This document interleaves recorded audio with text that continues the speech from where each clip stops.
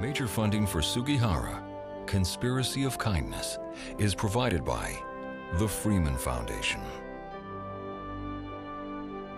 Additional funding is provided by the United States-Japan Foundation, the Righteous Persons Foundation, Janet and Mitchell Feldman, Rita and Larry Horn, the Fishoff Family Foundation, and others. A complete list is available from PBS.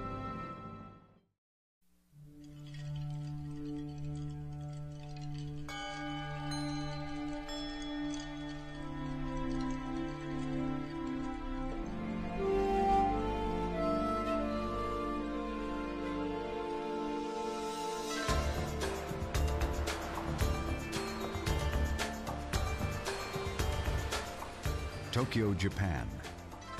Nighttime is ablaze with the glare of neon, and the city vibrates with life.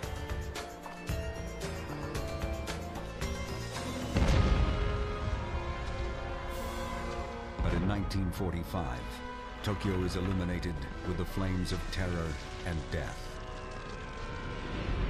By the end of World War II, over half the city has been leveled,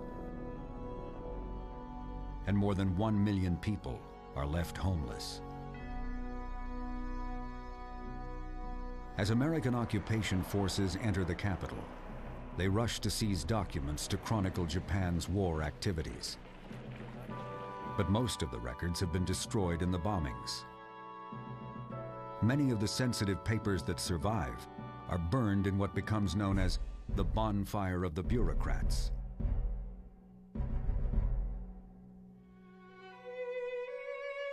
But strangely, there is one group of records that escapes from the ashes.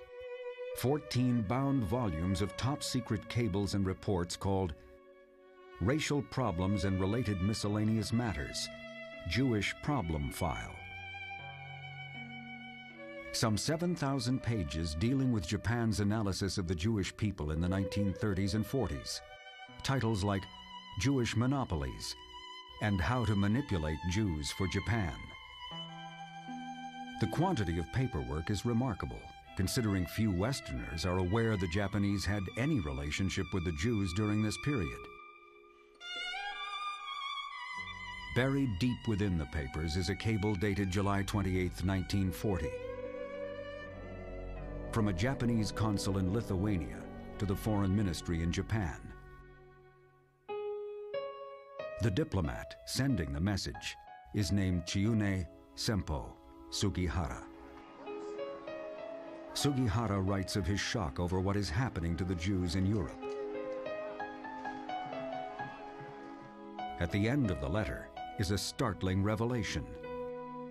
Sugihara says there are hundreds of Jewish refugees outside his consulate gates every day, begging for transit visas to flee the country. He asks permission to give them visas. But the Foreign Ministry does not agree. Sugihara asks at least 3 times, but his requests are denied. More and more refugees gather outside. Sugihara records his anguish in his diary. There were women and old people and children. They all seemed exhausted. I didn't know whether they had any place to sleep. Maybe they slept in the train station or on the street. Each day the crowd grew bigger. With tears in their eyes, they asked for the Japanese visas. But within the files, there is another document. A list. More than 2,000 names of desperate Jewish refugees who did receive visas from Sugihara. What happened to these people and to the diplomat who defied his government to try to save them?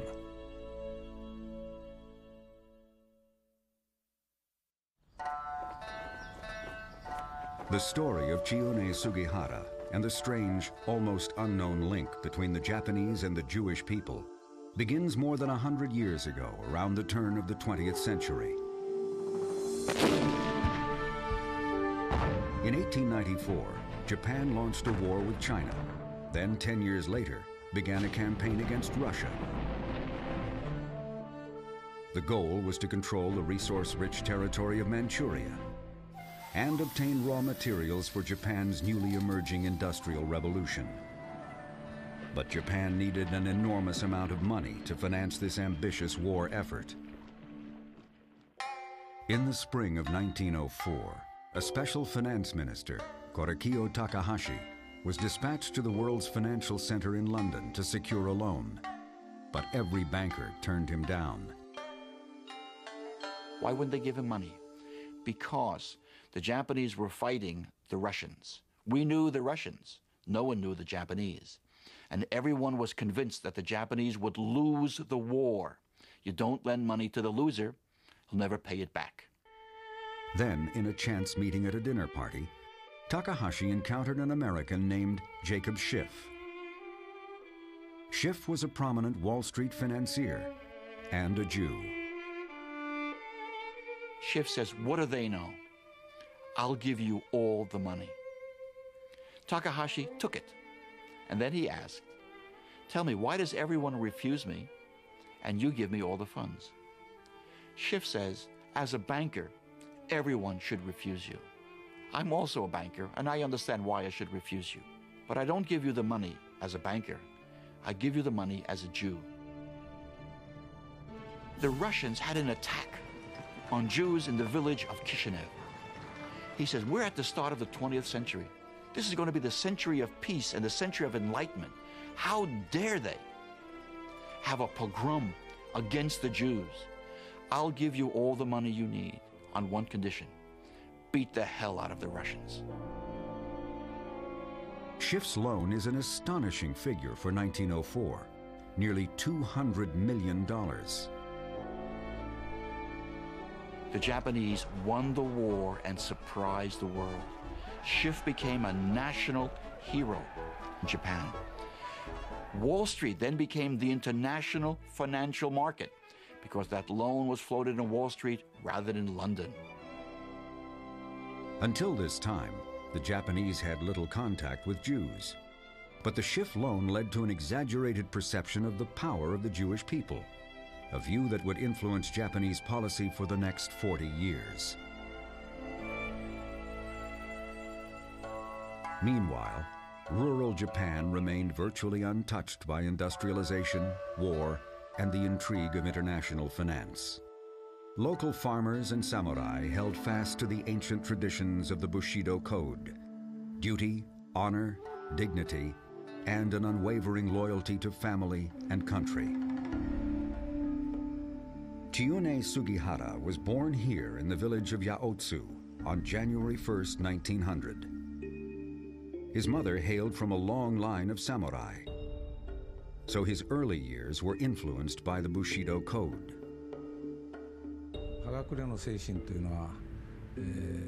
In my humble experiences, I think Bushido can be characterized as brave, to live bravely as a human being.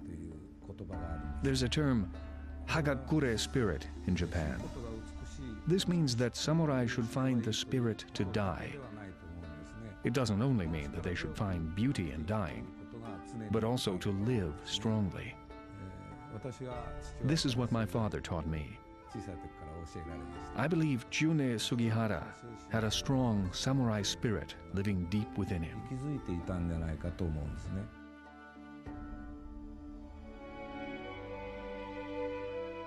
Sugihara was a strong student with a flair for foreign languages.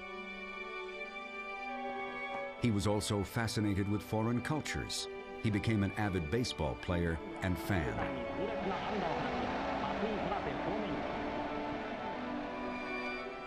After high school, his father pushed him to become a doctor and ordered him to take a medical school entrance exam. But Sugihara's heart was elsewhere, and his courage to disobey authority was evident. We went to take the test. He didn't write any answer because he didn't want to go into that school. And he only wrote his name on a paper, and he came out, ate a lunchbox, and came back quietly to his home and kept quiet. But later, grandfather found that he flagged intentionally, so he got furious. In 1918, against his father's wishes, Sugihara enrolled at the progressive Waseda University in Tokyo. He wanted to study English literature. Sugihara's father refused to finance his son's education, so the young student worked at odd jobs to survive. Then in 1919, he spotted a newspaper ad looking for candidates to study for the Foreign Service, all expenses paid. The entrance exam was intensely competitive, but he was awarded a scholarship to a Japanese diplomatic training school in Harbin, China. Sugihara's destiny would lead him to Manchuria.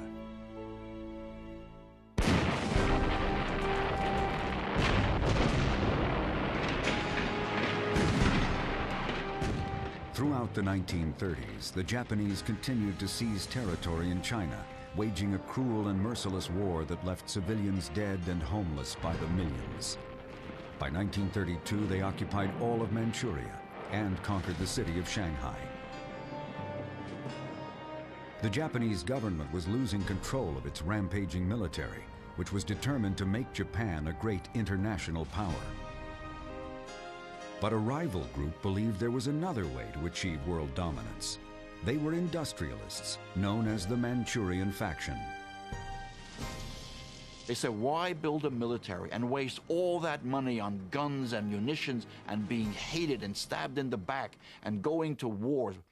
Isn't there another way? Yes, there is another way. Make a great product.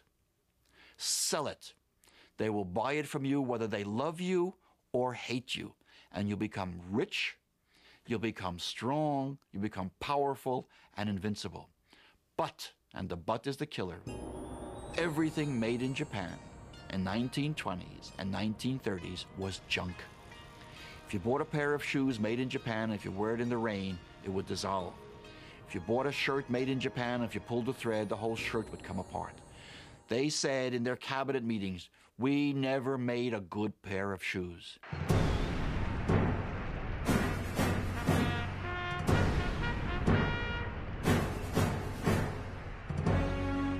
In Hitler's Germany, persecution of the Jews had begun. The Manchurian faction was puzzled by Hitler's mistreatment of this educated and prosperous minority and was determined to benefit from it.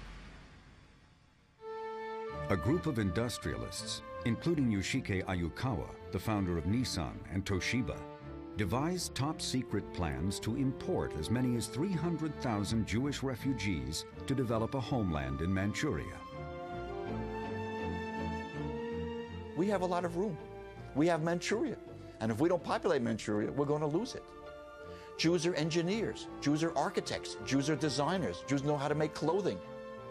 With Jewish brains, with Jewish technology, with Jewish experience, and with a disciplined Japanese labor force, we could create a joint venture that is made in heaven. During these years, Sugihara was in the city of Harbin, Manchuria. He had excelled at the Japanese diplomatic training school. He quickly became an expert in Russian language and culture, and even married a Russian woman. The Japanese embassy recruited Sugihara to gather intelligence about the Russians. And when they wanted to purchase the Manchurian railroad system from the Soviets, Sugihara skillfully negotiated the deal, using inside information he received from friendly sources within the railroad.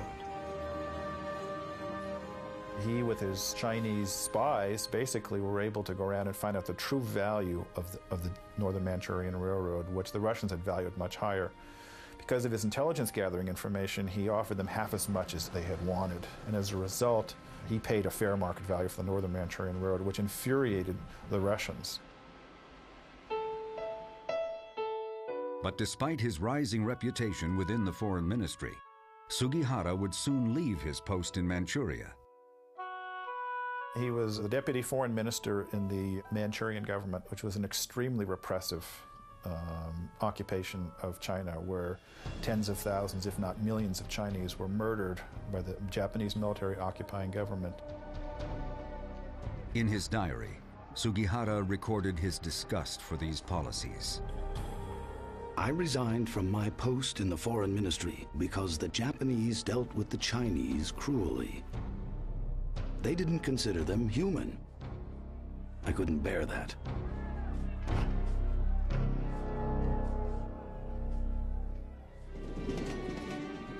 In 1934, Sugihara divorced his Russian wife and returned to Japan. Surprisingly, he was not reprimanded for his stance in Manchuria. The foreign ministry had important plans for a diplomat with Sugihara's talents. On the other side of the world, persecution of the Jews was escalating rapidly. Many wanted to flee Germany. But in July of 1938, 32 Western nations met at the Evian Conference in France, and most decided to close their borders to the Jewish people. In December, at a meeting known as the Five Ministers Conference, Japanese leaders gathered to clarify their policy toward Jewish refugees. At the Five Ministers Conference, they expressed in writing a policy that was a very simple statement. Basically said that we do not want to alienate the United States, nor do we want to alienate Germany. We will treat Jews according to the existing laws of immigration as we treat all foreigners. But for those who may be of utility value to Japan, we will be especially receptive. The pro-Jewish faction in the Japanese government used this ambiguous policy to support their goals of establishing a Jewish state in Manchuria. In early 1940, they sent an emissary, Kozo Tamura, to the United States to make a proposal to the influential rabbi Dr. Stephen S. Wise, president of the American Jewish Congress. This is what Mr. Tamura presented to Rabbi Stephen Wise. We would be willing to take the Jews of Europe without passport, without visa, without money, without ransom, and without a trick. Just come. I remember speaking to Mr. Tamura, and he remembered that meeting very vividly. And Dr. Wise seemed very tall to him and overbearing, and placed his arms around him, pressing down his shoulders, and led him to the door and threw him out, politely, but threw him out of his office. The question one asks is, why did Rabbi Wise miss this opportunity to save so many Jews of Europe? You have to understand Rabbi Wise at his time. It's unfair to be the Monday morning quarterback after the Sunday football game. Rabbi Wise believed with a prophetic faith that if things become worse in Europe, if things become unbearable in Europe, Roosevelt, who was a gentleman, will open America to Jews. And England, which is Christian, will open Palestine to Jews. In addition, Rabbi Wise felt that he had no leverage in Japan. He had no influence in Japan. What if Jews would come to Japan and tomorrow the Japanese will line up against the wall and shoot them? What could he do? He couldn't protect them. He had no influence with them. So Rabbi Wise declined that offer. But of course, Roosevelt never opened American shores. And England didn't open Palestine to the Jews. Several months later, Rabbi Wise changed his mind and wrote a letter to a Jewish contact in Japan which said, any offer to settle Jewish refugees in Japan, which would come from authoritative sources in Japan, would certainly receive the fullest consideration of Jewish organizations. But by that time, it was too late. The Japanese military had gained absolute control of the government, and plans for a Jewish settlement in Manchuria were scrapped.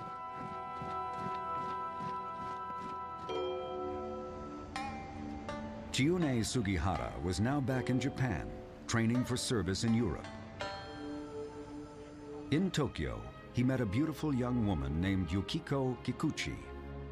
She was immediately impressed by this worldly, sophisticated man.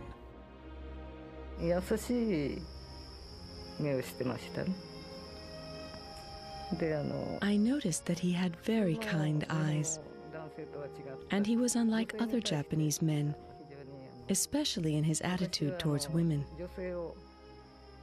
Back then, women were considered a lower class, but he would talk to me like I was his equal.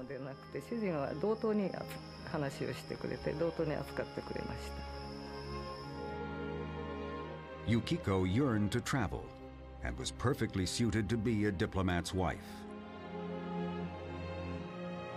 After a brief courtship, the couple was married, and in 1936, their first son, Hiroki, was born. Soon, Sugihara received his dream assignment, a post in Moscow. But the Russians refused to allow him to enter the country. They still held a grudge from the Manchurian Railroad negotiation. Instead, Sugihara would be dispatched to cities just outside the Soviet Union, where he could observe the Russians. In 1937, the Sugihara family, as well as Yukiko's sister, was assigned to the embassy in Helsinki, Finland. On September 1st, 1939, Germany invaded Poland and World War II began.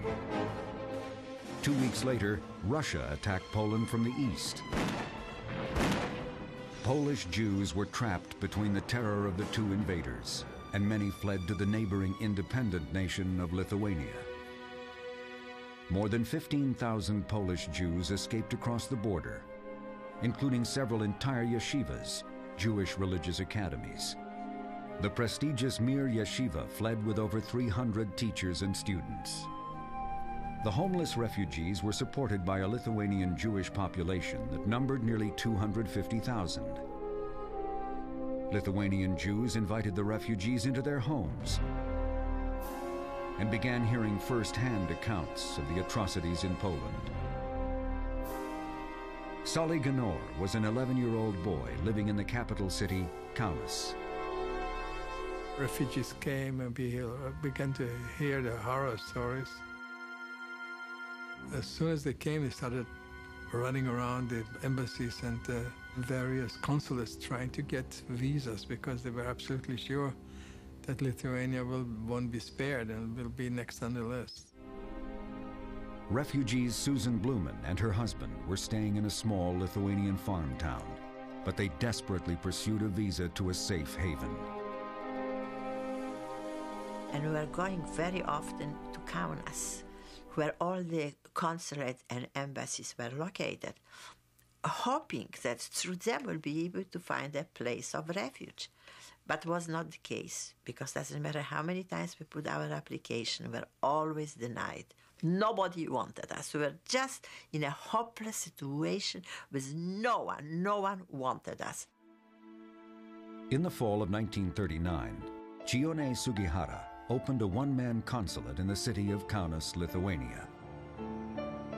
He and his growing family lived upstairs in the consulate building. But as he wrote in his diary, his new job was more than diplomatic. It was obvious to me why the staff had insisted that the Foreign Office open a consulate in Kaunas, where there was no Japanese colony. I understood that my main task was to inform the General Staff and the Foreign Ministry about the concentration of German troops near the border.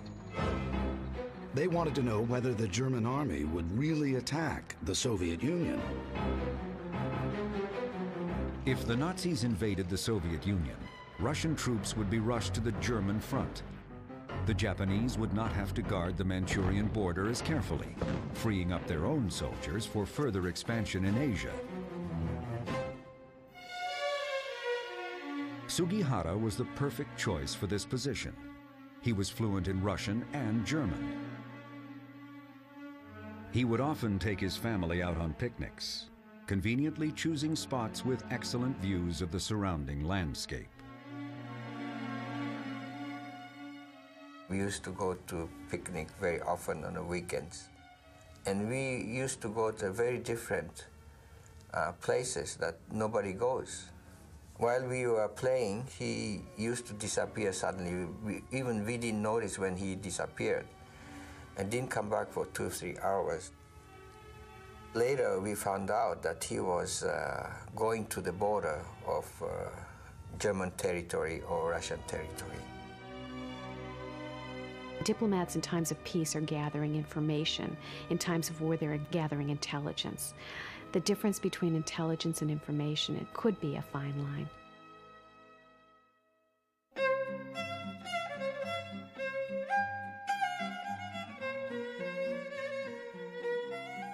December of 1939 brought the Jewish festival of Hanukkah. Solly Gnor, like many Jewish children in Lithuania, decided to give the money he received as holiday gifts to the suffering refugees. But when the new Laurel and Hardy movie came to town, Solly regretted that decision. He went to his aunt's gourmet shop to ask her for money to see the film. Inside the shop, he saw Chiune Sugihara. He turned around, and that was the first time I saw a Japanese person. And he looked kind of strange. I'd never seen a person with slanted eyes. And he kind of smiled at me. I felt very comfortable with him. There was a certain aura of kindness about him. I don't know how to explain. You know, as a child, I guess you feel these things more. Solly explained his problem to his aunt, but to his surprise, it was Sugihara who offered him the money. He sort of laughed, he smiled at me, and he took out a coin and he said, take it. I said, I can't take money from strangers, in a way, not from family. And he said, no, so I'll be your uncle. Consider me uncle, he said. For this holiday. So that took me by surprise. So I took it. Then it just came to me. I said, well, if you're my uncle, why don't you come to our Hanukkah party on Saturday? It was an audacious invitation from an 11-year-old boy. But surprisingly, that Saturday night, Sugihara's family arrived at the celebration. And Solly's family was shocked. And everybody went, now what, who are these people? So it was quite an event. But after the awkward beginning, it became a memorable evening for the Gnors and the Sugiharas.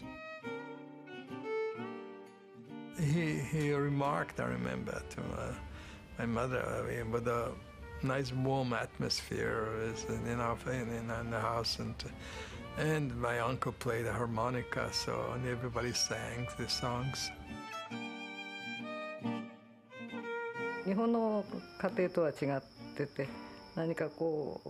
In Japanese homes, we don't talk much over meals. The Hanukkah party was unlike Japan, as the adults and the children were all having fun talking to each other quite cheerfully.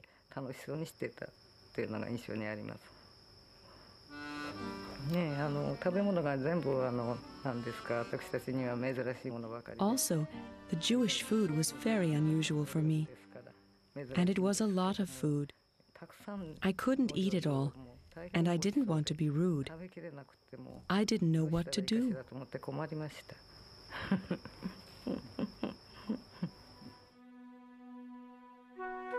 Then, as the party wore on, Abe Rosenblatt, a Polish refugee who was staying with the Gnors, told Sugihara about his grim experiences fleeing from Warsaw. And he told everybody, and he broke down crying. And I noticed that Sugihara was listening very carefully. I believe that he genuinely felt sorry for him. And he probably knew more than we did of what was taking place in Germany. I think it definitely had an emotional impact.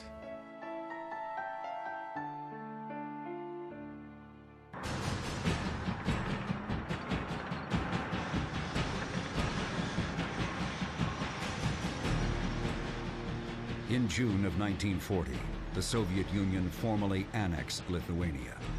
Overnight, Jewish leaders were arrested, Jewish schools and synagogues shut down. The Russians ordered all foreign consulates to close, including Sugihara's.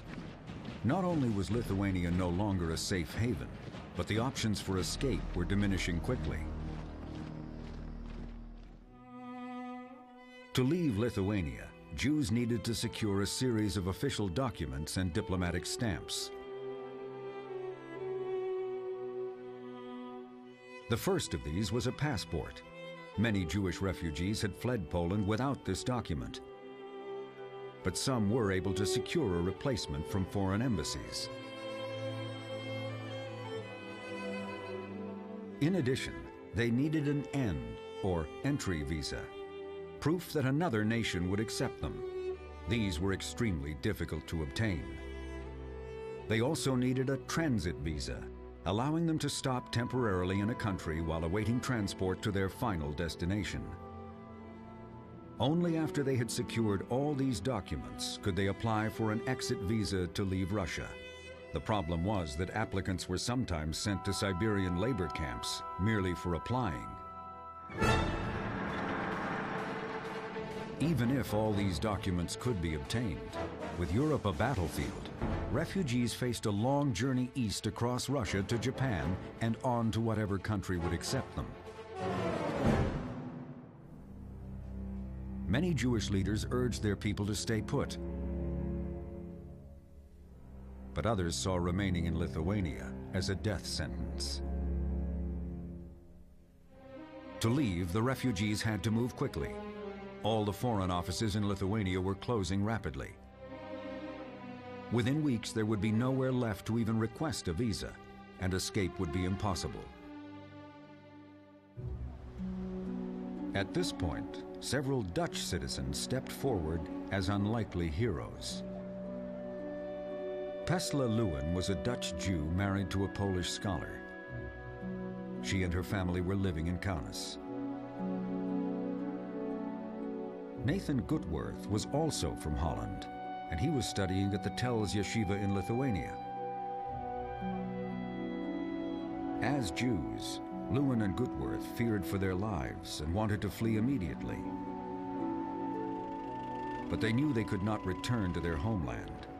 Holland was now occupied by the Nazis. In early July, they wrote to the Dutch ambassador in Riga, Latvia, named LPJ de Decker, with an unusual request. They asked for an end visa to the island of Curaçao, a tiny Dutch possession near South America. My choice was Curaçao because my future wife had a sister in America. So she wanted to be near her sister, so we decided for Curaçao. In his reply, Dutch Ambassador de Decker wrote that it was not necessary to acquire any visa to enter Curaçao. But it was necessary to have the permission of the island's governor. Although it was virtually impossible to obtain the governor's consent, Gutworth saw this as an opportunity. He wrote back asking if the same option was available for about 20 of his schoolmates who were not Dutch citizens. The reply was the same. No visa was needed, but it required permission of the governor. Then Gutworth made a daring request. Would Ambassador de Decker be willing to write on their passports, "It is not necessary to have a visa to enter Curaçao," but then leave off the critical words that said, "But those entering must have the permission of the governor"? Incredibly, de Decker agreed. So it's a legal nicety that is sort of performed. It's a little trick that technically is true, although it's missing an important part of information. But this was sufficient to stand as an entry visa for refugee Jews. Somehow he agreed to it. That's one of the strange happenings in history, which changed history for thousands of people. Why did he do it? Because I'm surprised myself. But maybe he just did it because he was a good man. One step was complete. But since the route east to Curaçao meant stopping in Japan, a Japanese transit visa was necessary. Goodworth took his Curaçao visa to the Japanese consulate and Chiune Sugihara. I came in and he received me very politely, and I said, well, I'm going to Curaçao, that he saw my passport, and he saw I was a Dutch citizen, so he was very friendly, and I had no trouble. I think in 10-15 minutes I was out. There was no reason for Sugihara to doubt the authenticity of Goodworth's papers, so he routinely issued the transit visa. Lewin and her family, like Goodworth, also received transit visas from Sugihara. These Dutch Jews now had two key elements for escape: an end visa and a transit visa. At this point, Zorak Warhaftig, a Polish refugee and leader of the Zionist movement in Lithuania, heard of Goodworth and Lewin's success and reacted quickly. He recognized the Curaçao visa as a possible way out of Lithuania. Warhaftig asked Goodworth to approach the newly appointed Dutch consul in Kaunas, named Jan Zwartendijk. Would Zwartendijk also be willing to stamp Jewish passports with the same Curaçao message? And would he do it for large numbers of refugees? Zwartendijk was not a professional diplomat. He was an officer of the Philips Electronics Company, filling in as consul during these final days in Kaunas. He conferred with De Decker, his senior colleague in Latvia. Should he take this risk? Finally, in a heroic act of kindness, Zwartendijk agreed to issue Curaçao visas to everyone. He accepted, and basically he was only consul for a very, very short time. But in this short time, he saved thousands of people. Then, Zorak Warhaftig launched a frantic campaign to spread the word of this escape plan throughout the refugee community. Over the next 9 days, Jan Zwartendijk issued over 2,300 Curaçao visas. Among them were stamps for Nathan Goodworth's schoolmates and the entire Mir Yeshiva. Few refugees knew exactly where Curaçao was, and they had no intention of actually going there. But at this point, any visa would do. Still, the Curaçao visas were completely useless unless these thousands of refugees could also get the Japanese transit visa from Chiune Sugihara.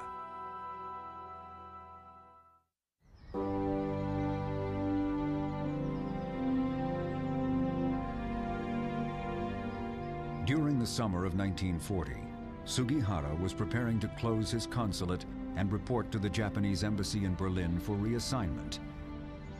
He believed his work in Kaunas was over until the morning of July 27th. I opened my bedroom window in the morning, and there they were, about 200 of them, I guess, surrounding the house. We had no idea who they were. An unruly crowd of Jewish refugees with Curaçao visas was outside begging to see the Japanese consul.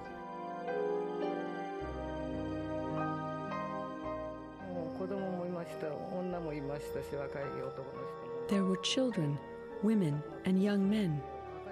They were all hanging on to the fence.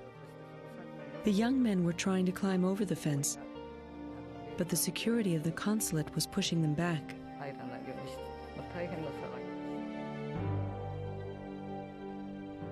Sugihara asked the crowd to send in 5 representatives to state their case.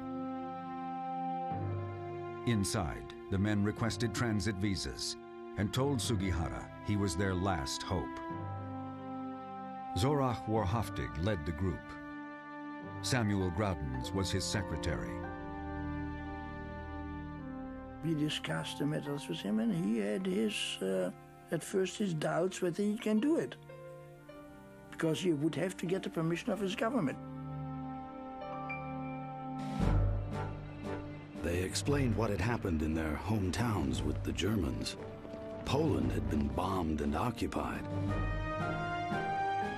I wanted to issue the visas, but I didn't know how I was going to do it. I had to wire the Home Office for instructions. Sugihara cabled back to the Foreign Ministry in Tokyo. In his letter, he described the mounting problems in Kaunas and asked permission to issue the visas. But the request was denied. The ministry insisted that visas could only be issued if Sugihara followed strict guidelines. The refugees must have a valid end visa, and they must have enough money to cover their travel expenses. Sugihara now doubted the legitimacy of these Curaçao visas and knew that most of the refugees had no money. Clearly, issuing visas for them would be a flagrant violation of the rules.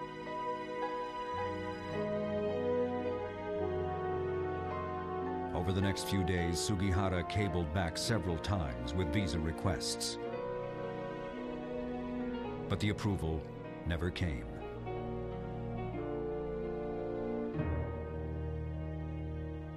Meanwhile, the crowds continued to build.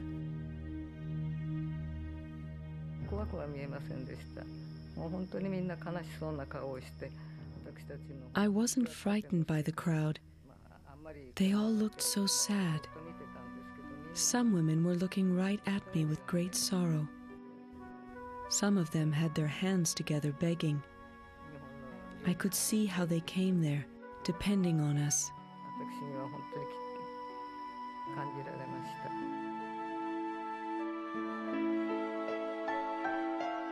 Sugihara was faced with an agonizing decision.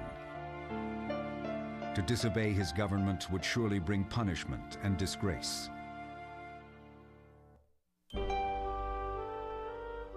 Also, assisting Jews in these anti-Semitic times could lead to grave consequences. To the Soviets, now in control of Lithuania, emigrants were considered traitors, and aiding their passage was a capital offense. In addition, Japan's future ally, the Nazis, were now closing in from the west.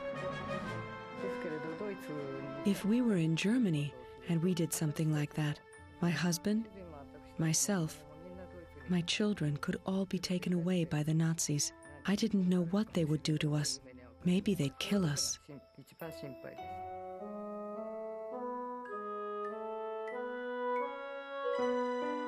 Despite the possible risk to himself and his family, Sugihara was persuaded by the desperate stories of the refugees. Those people told me the kind of horror they would have to face if they didn't get away from the Nazis, and I believed them. There was no place else for them to go. They trusted me. If I had waited any longer, even if permission came, it might have been too late.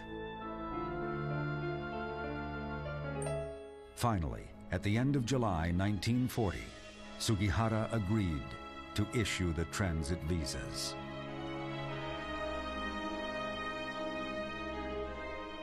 I may have disobeyed my government, but if I didn't, I would be disobeying God.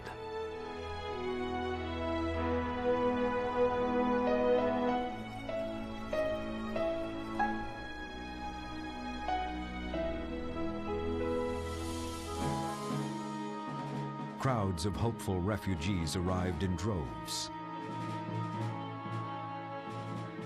For the next 4 weeks, Sugihara worked tirelessly to fulfill their requests, issuing hundreds of transit visas a day. Many had to be handwritten in the complex characters of Japanese. When he checked the refugees' paperwork, he found that many were missing essential documents. I'd say more than half of them had no passport. Under the conditions they had to deal with when they left their homeland, it seemed understandable. So we accepted anything, even blank sheets of paper with Curacao, no visa required, handwritten as a destination. Some refugees, like Susan Blumen and her husband, had no Curacao visas at all, but still received a transit visa from Sugihara. My husband went to Shuni Sugihara asking for a visa, but we didn't have any other visa on it, really. But somehow Sugihara gave us the visa. He was just doing from the bottom of his heart. It was wonderful. Working 16 hours a day, Sugihara became obsessed with his mission. He even requested an extension on his stay in Kaunas, so he could continue his life-saving work. Moses Zupnik came to Sugihara with his Curacao visas in hand, requesting 300 transit visas for the Mir Yeshiva. I came in, I was all excited, and I saw that he measured me. He was sitting at his desk and measuring me from top to the bottom, who I am, what I am. I said to him, I'm a representative of the Mir Yeshiva. We want to go to Curacao. We just want to go through Japan. Zupnik nervously awaited the response. To his surprise, Sugihara agreed to write all the visas. I still remember when he looked at me, when he said to me, all right, I give you the visas. I don't forget those things because it's still all alive in me. He saw people suffering and he thought maybe he could help, and he helped. Zupnik returned several days later to pick up the visas, but he found Sugihara's assistant, Wolfgang Gutsche, in a panic over the ever-growing volume of requests. So I came in the morning, I see Wolfgang Gutsche is all excited and tells the consul, how could I handle 1,000 visas? The people are standing outside in line. How could I all handle it? I heard it, so I said to Gutsche, you know what? I will help you. He went over to Sugihara and said, he wants to help me. He looked at me, let him help you. For the next 2 weeks, Zupnik sat with Gutsche, stamping passports for Sugihara. But finally, the Russians insisted that the Japanese consulate close. Sugihara and his family began packing their belongings, while Moses Zupnik prepared for his journey to Japan. Wolfgang Gutsche was of German descent, so he reluctantly headed to Germany to join Hitler's army. When I left the consul, it was very interesting, and I said, Wolfgang, how could I thank you? He parted with me with those words, which I still remember. You don't have to thank me, but the word is a wheel, in German called ein Rad. I mean, a wheel, you know what a wheel is? Yeah, a wheel. Today Hitler is on top, tomorrow he might be down. Don't forget what I did for you. Zupnik never heard from Gutsche again.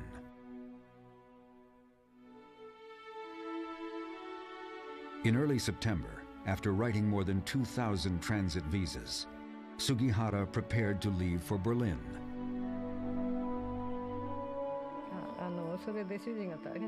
He was so exhausted, like a sick person. Even though he was ordered to go to Berlin, he said he couldn't make it to Berlin and suggested we go to a hotel and rest before leaving. When we got to the hotel, the Jewish people came looking for us there. So he wrote some more visas in the hotel.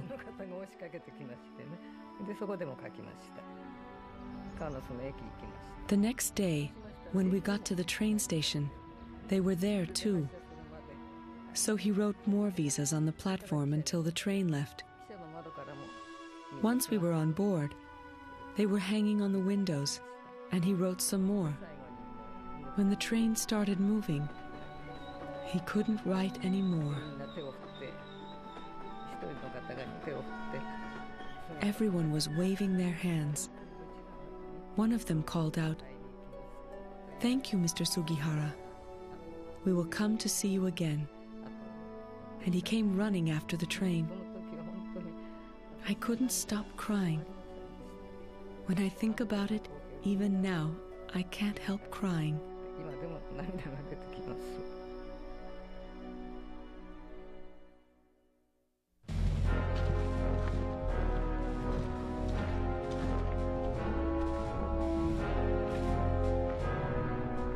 The refugees now faced another treacherous hurdle. They each had to approach the Russians for an exit visa from the Soviet Union. Most of us thought, once we make the application to go out of Russia, we are putting our life in danger. Most people were warning us, telling us not to do that. To acquire the exit visa, Benjamin Fishoff and the other refugees had to apply to the Soviet government travel bureau called Intourist. The office was staffed by officers of the NKVD, the forerunner of the KGB. Refugees had to answer questions about their backgrounds, relationships, and motives for leaving. Incredibly, the Russians agreed to give Fishoff and nearly all the other refugees exit visas. But there was one catch. The fee for a train ticket out was exorbitant. That was a very serious problem, because the Russians gave you permission to travel through Russia, but you had to pay in dollars, in US dollars. It was $180, which included also the fee for the boat going from Vladivostok, Russia to Japan. But who had $180 at the time was a fortune of money. Many refugees received financial aid from international Jewish relief organizations, such as the Joint Distribution Committee, the JDC. But others had to rely on their wits to find their way onto the train. I got my ticket. I was lucky. I had a good violin. And a Russian soldier saw the violin, started playing it on the street, and he said, "Oh, what do you want with that violin?" That's my biggest miracle, because the violin saved my life. "What do you want for your violin?" I said, "I'll tell you what I want. Buy me a ticket on the next railroad, the next train that goes to Vladivostok." I got my ticket. That saved my life. For the refugees who made it onto the train, freedom was still a long way off. They now needed to endure an arduous journey, some 6,000 miles by train across Russia. Then another 3 days in a small boat from Vladivostok to Japan. I didn't even know where Japan was, except we knew it more or less it was in Asia. But exactly what kind of people and what kind of life that the Japanese were leading, and what kind of, whether it was an industrial country or not, we had no idea the beautiful and wonderful life that the Japanese were leading at the time. So we had no idea where we were going to. But a small Jewish community in Kobe, Japan, which had settled there before the war, was waiting. They formed a committee called JewCom to find food, housing, and money for the homeless refugees. The organization received cables from the JDC, advising them of a sudden flood of arrivals from Lithuania. Leo Hannon was a member of JewCom. We gave everybody at that time 1 yen 10 cents, which was like 30 cents in American money a day. They would come, line up, give them, and if a family of 3 or 4 could buy whatever they needed. The stores were open, everything was all right. But as the more than 2,000 refugees poured in, money became a problem, and JewCom sought the help of the Joint Distribution Committee. Prior to the arrivals of larger groups, we were all well-to-do, but not.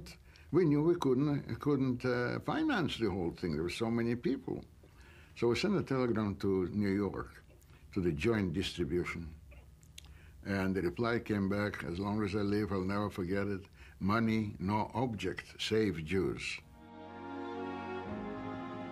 And we arrived in Japan. The Jewish committee was waiting for us, and all these several hundred people went down, and they were received by a committee, and everything was, of course, extremely joyful and happy. We looked at Japan the first time in our lives. We saw the people carrying oranges, bananas, and apples, and we haven't seen this for God knows how long. The sun was shining, and we felt we were reborn again. The refugees were treated kindly by all the Japanese citizens. They had found their way to freedom. But their elation was tempered by the knowledge that their numbers were small compared to those they left behind. By this time, tens of thousands of their brethren had died from starvation, disease, and murder in the Polish ghettos. In June of 1941, the German army invaded Lithuania and the Soviet Union. Many Lithuanians were grateful to be freed from Soviet rule. But soon, Jews were being slaughtered not only by the Germans, but by Lithuanian anti-Semites and Nazi sympathizers. Right after Sugihara had left and the Soviets had vacated, when the Nazis came in, seeing the Lithuanian citizenry were killing Jews by the hundreds, killing them in great massacres, beating them to death with axe handles and axes, murdering them in the streets. So the Nazis never saw such willing collaborators anywhere, including Poland, as they did in Lithuania. Those who didn't get Sugihara visas had a tiny, tiny chance to survive. Lithuanian Jews like Sali Ganor were considered Soviet citizens and had not been permitted to leave the country, even if they had secured the proper visas and paperwork. Ganor had received a Sugihara visa, but he and other Jewish residents of Kaunas were now trapped. Over 30,000 Jews were placed in a ghetto and led out in groups to face horrific atrocities at an old fortress above the city of Kaunas called the Ninth Fort.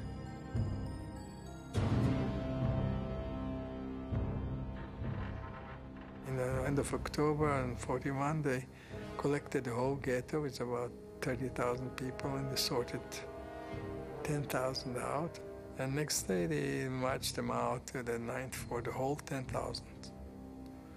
And we heard it was about maybe 10 miles away above on the hills, and we could hear the machine guns going day and night. Could hear them being killed.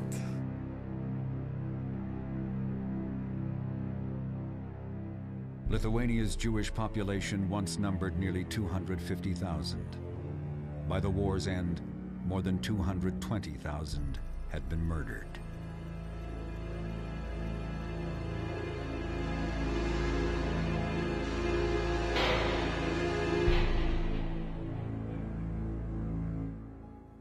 By now, Sugihara and his family were in Berlin, awaiting reassignment. He and his wife worried about possible punishment. They were quickly transferred to Czechoslovakia and hoped his visa writing would be forgotten. But soon after he arrived in Prague, the Japanese foreign minister, Matsuoka, wrote to him to ask for a complete report on the visas. For the first time, Sugihara submitted his list to the foreign ministry, 2,139 names. But this number doesn't tell the whole story. Many families traveled on a single visa, and there were numerous forgeries of Sugihara's government stamp. Also, a document in the Jewish problem file indicates Sugihara wrote 69 more unauthorized visas in Prague. By March of 41, there's a huge problem in Japan with people who just don't have any place to go, and these are people who receive visas from Sugihara. There's no question of that. And even though their Japanese transit visas were valid for just 2 weeks, few of the refugees were leaving the country. Abraham Kotsuji, the Japanese foreign minister's secretary, was a Japanese Hebrew scholar who used his influence with Matsuoka to have their visas repeatedly extended. Meanwhile, the Japanese had signed the Tripartite Pact, a formal alliance with Germany and Italy. At that time, Matsuoka said, "Anti-Semitism will never be adopted by Japan. True, I concluded a treaty with Hitler, but I never promised to be an anti-Semite." Still, Germany was applying pressure on the Japanese to adopt Hitler's anti-Semitic policies. In Japan, German embassies distributed propaganda and staged exhibitions warning of the evils of the Jewish people. I went to one of those exhibitions in the Sogo department store in Kobe, and very disquieting because they had a big globe over there. And around the globe, it was all in Japanese, except, and a snake around the globe. And the snake had a six, and Magen David, a six and star, Jewish star. And then, where it was New York, the N was crossed over, a J was put there, New York. That's the only thing that was in English that I saw. The rest was in all Japanese. Pictures of all kind. I was disgusted, I left. Soon afterwards, military officials in Tokyo demanded that the highest leaders of the Jewish community in Kobe report to the capital immediately. They wanted information about the Jewish people. Two influential refugee rabbis, Shimon Kalish and Moses Schatzkis, were chosen to go. Abraham Katsuji and Leo Hannon accompanied them to the tense interrogation with several military officers. I was sitting there without a smile. That made me very nervous. The main question is, why do our allies, the Germans, hate the Jews so much? Rabbi Kalish offered an eloquent and pointed explanation. He said, "Gentlemen, the Nazis hate the Jews because the Nazis know that we Jews are Asians."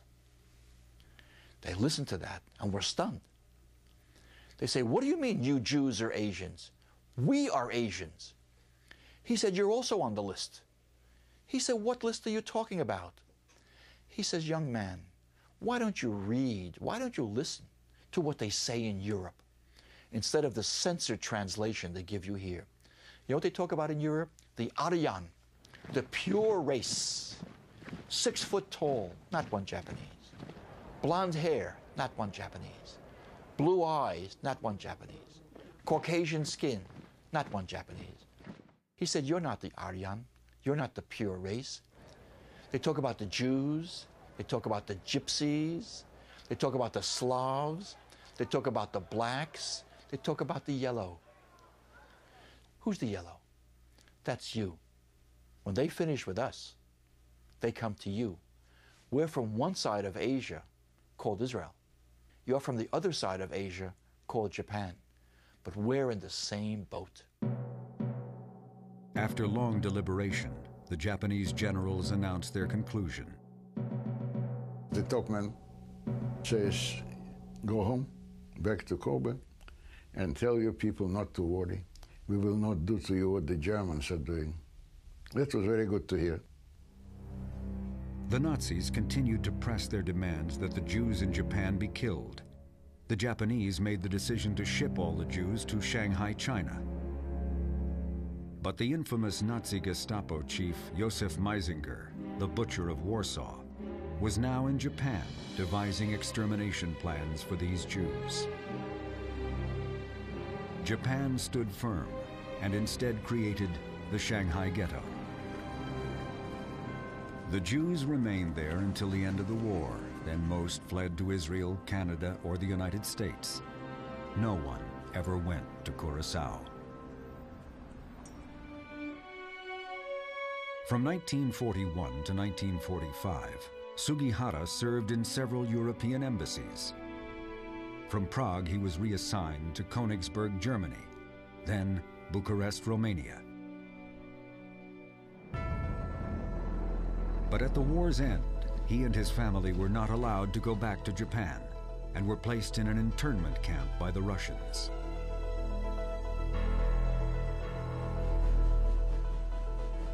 After more than a year in captivity, the Sugiharas were allowed to return home. They made it across Russia, but were detained for months in Vladivostok.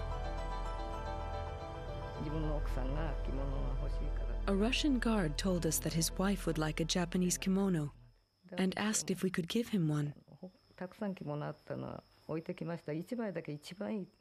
I had kept one kimono and sash that was very expensive, but I gave it to him. The very next day, they told us we could go home.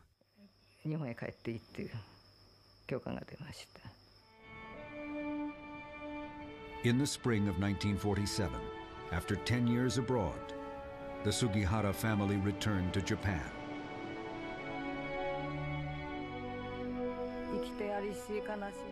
Coming back alive from the war, I hear my mother tongue in a low tone all about the homeland harbor. It sounds so sad in my heart.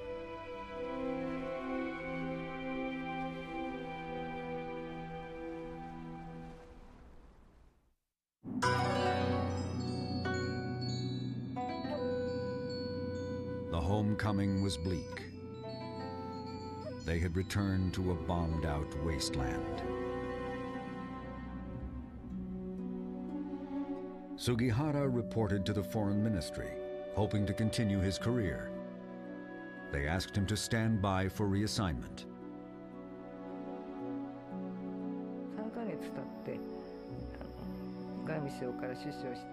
After 3 months, he received a letter from the Foreign Ministry asking him to come to the office. When he returned, he looked so disappointed. I asked him what was the matter. He said they wanted him to resign from the Foreign Ministry. They told him, "You know the reason, don't you?" So we assumed it was because he issued those visas.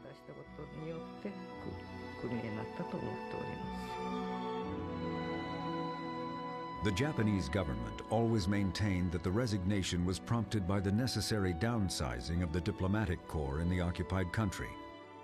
But the Sugihara family believes it was a punishment, and Chiune was devastated. I still can remember his face. He was speechless when he came back. We understood right away that, it was not a good news. He was so discouraged that I think he didn't want to talk, not even mention about the subject. Even the next day, for a week or months, he didn't say anything. At 47 years old, Sugihara was left without a career. Then, just months later, his 7-year-old son Haruki died suddenly.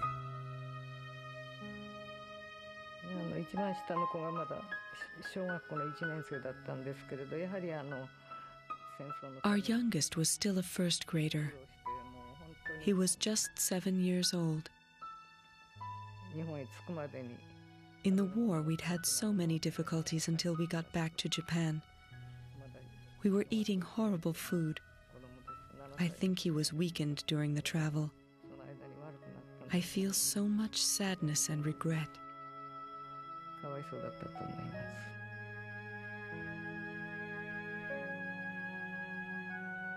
The family struggled emotionally and financially. For years, Sugihara refused to talk about the visas or ask for any help. He was forced to take a series of menial jobs. He started working in a supermarket, working in a small shop like I remember.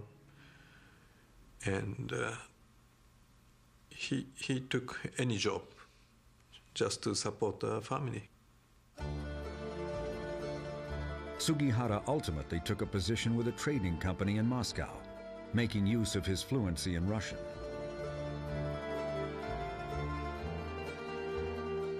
He worked there for 16 years, but his family remained in Japan. His life in Russia was a long way from the prestigious embassy position he always dreamed of. I remember once I stopped in Moscow to visit him, and he was staying in a hotel. He had one room, and he said he will invite me for dinner. So I thought, oh, must be nice dinner. But he said he is going to cook. He took me to the supermarket in Moscow, and he bought some potato and sausage, and he cooked in his toilet. He has a small electric cooking plate, and that was his dinner. I mean, it was something special for him. During this time, several Sugihara survivors searched for him, hoping to thank him for all he had done. The Japanese government claimed it had no information. He could not be traced, partly because he was now living under the name Sempo Sugiwara, perhaps fearing the Russians would still remember his negotiations so long ago in Manchuria. At last, in 1968, an Israeli diplomat and visa recipient, Joshua Nishri, found Sugihara. We never knew whether the Jewish people were actually saved and were able to go through Japan to freedom. When Mr. Nishri came, we found out for the first time. My husband was so glad to hear that. He felt relieved. He said what he did wasn't in vain.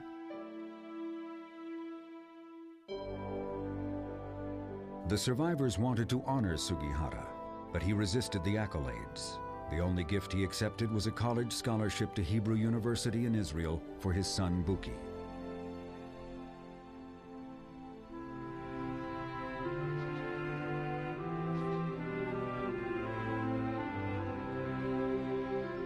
In his declining years, Sugihara returned from Moscow and lived simply with his family in the town of Kamakura near Tokyo. For the first time, he had the opportunity to know his grandchildren. But sadly, the years of struggle and pain had changed him. It was now difficult for them to know the true nature of Chiune Sugihara. In my memory, I only remember his face, and he barely smiled.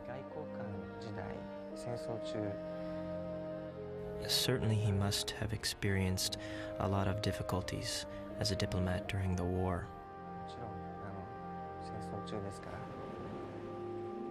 A person who's been through such adversity and death, he'd become quite weakened.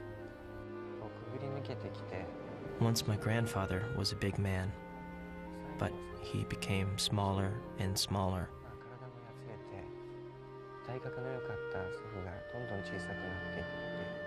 It was unbearable for me to see.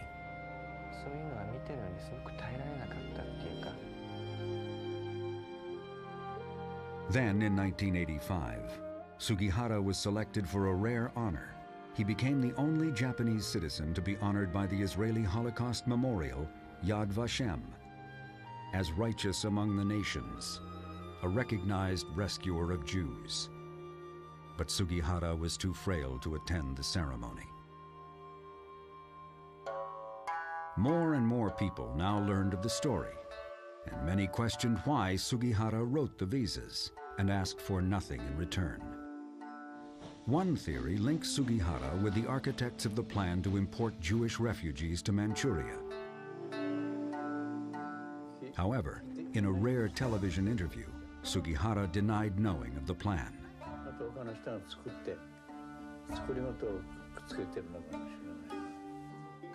No, I did not know it then, although someone may have connected me to it later.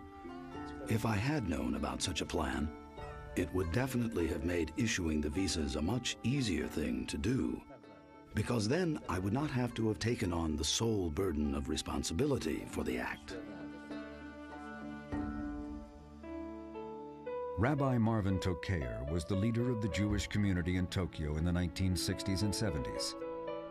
For over 4 years, he pursued a meeting with Sugihara. Finally, Sugihara agreed, and Tokayer was able to ask him, why? So when I asked him, why did you do it? He did not understand the question. It made no sense to him. So I'm a simple person. Someone says to do a favor, or you have an opportunity to help someone in your lifetime, do it. And he said, in life, do what's right because it's right, and leave it alone. No ulterior motive. Do what is right. Don't make money from it. Don't write an article about it. Don't publicize it. Do what's right because it's right.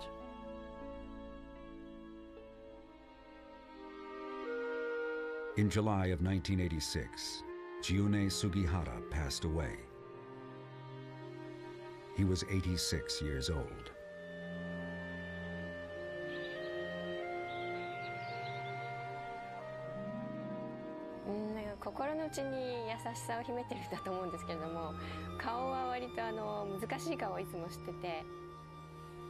I think he hid his kindness in his heart. His face was always stern. He had a very unique sense of humor. We were too small to get it. He would tell strange jokes that I couldn't understand. I used to think he was such a strange old man. He was so bad at expressing his feelings. By the time I found out that he was such a warm-hearted person and I was able to talk to him, he died. I was very sad. I wish I could talk to him more.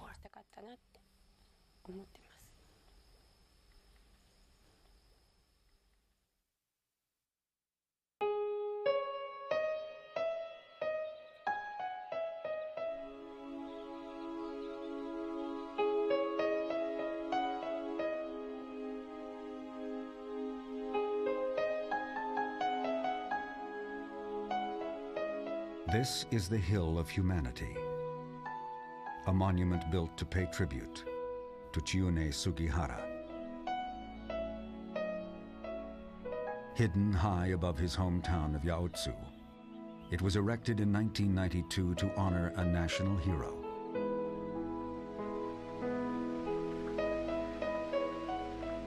This was a man who, in the face of one of history's most brutal eras,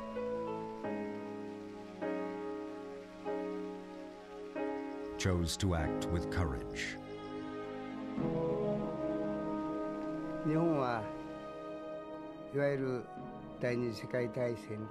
Japan inflicted a lot of damage to many countries as a result of getting involved in World War II. When a new constitution was written and war was denounced, it is such a proud thing to know that there was someone like Mr. Sugihara in those days.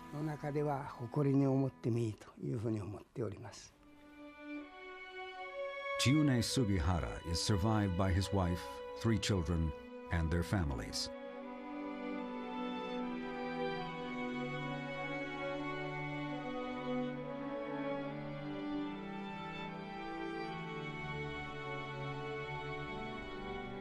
But of course, his legacy extends far beyond.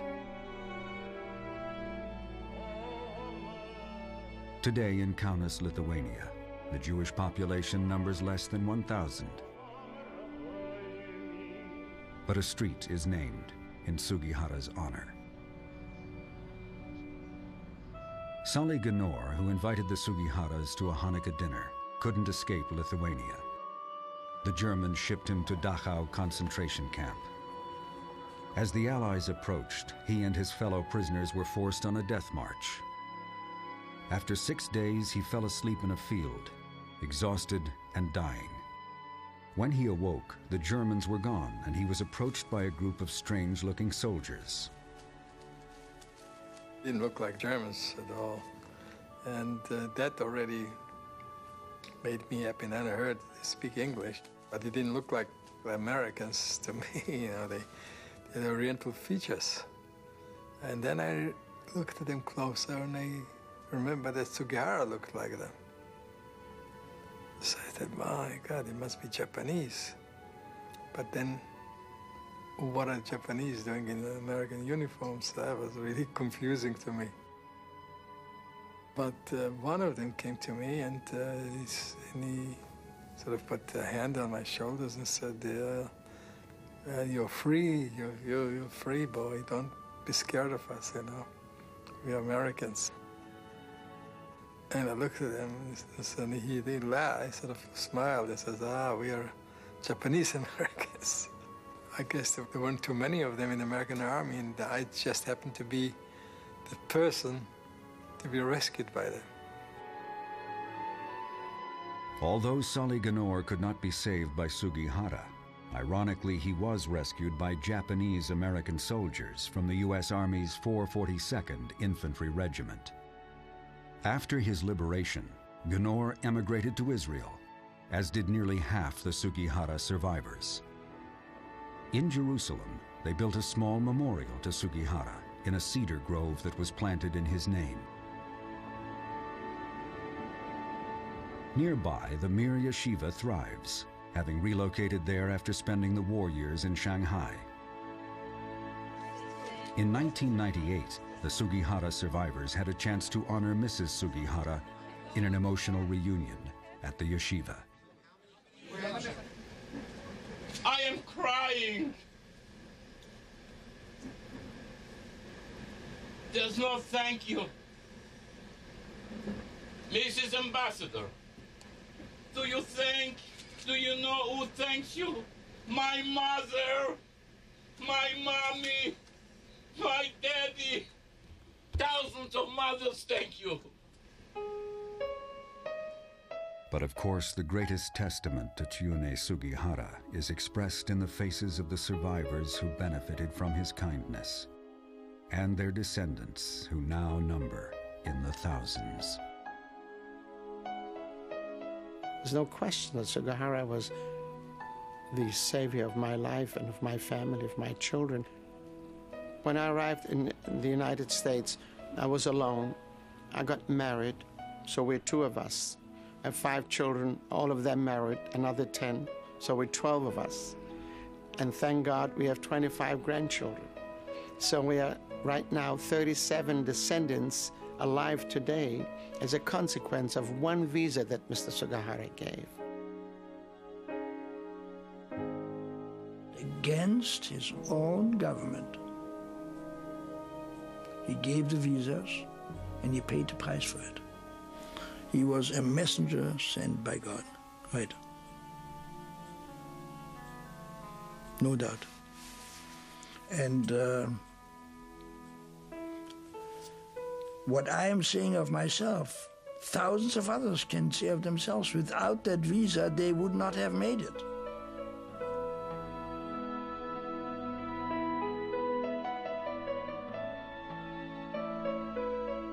Because of him, there are now 40,000 Jewish people alive. I mean, like my children, I have 8 grandchildren, I have 3 children. The most important part is that one man can make a difference.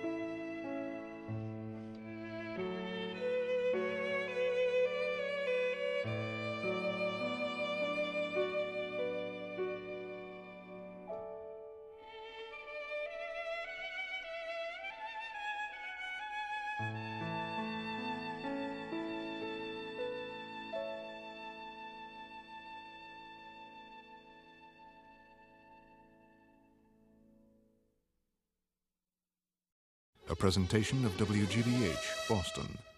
Major funding for Sugihara, Conspiracy of Kindness, is provided by the Freeman Foundation.